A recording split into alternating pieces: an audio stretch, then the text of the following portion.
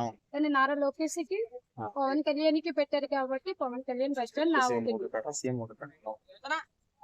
అడుగు కాన్ఫిడెంట్.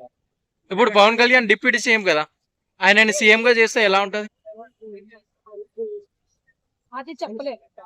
అంత బాగుంటుందా లేదని అడుగుతున్నాను. అంటే ఆయన డిప్యూటీ సీఎం గా ఉంటేనే ఇంత బాగా చేస్తుండు. ఎవరు గెలిచినా సరే 1 year వరకు బాగుంటది. తర్వాత వాళ్ళ ఆలోచన చేస్తాం అనేది ఎవరు ఏం చేయరు. అదంటే ముందు వరకే చెప్తారు, తర్వాత ఏం చెయ్యరు.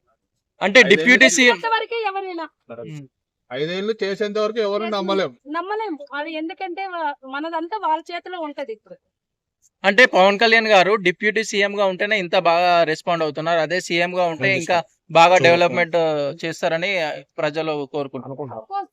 అవ్వచ్చు. ఏమో ఒక్కొక్కరికి ఒక్కో ఛాన్స్ ఇవ్వాలి. వాళ్ళకి ఛాన్స్ ఇస్తే కదా వాళ్ళ గురించి మనకు తెలుస్తుంది.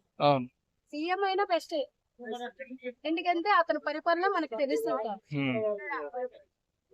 మొత్తానికి మంచి చేసే వాళ్ళు కావాలి. అతను చేసే బట్టి మనం గుడ్ అండ్ బ్యాడ్ అని చెప్పగలం.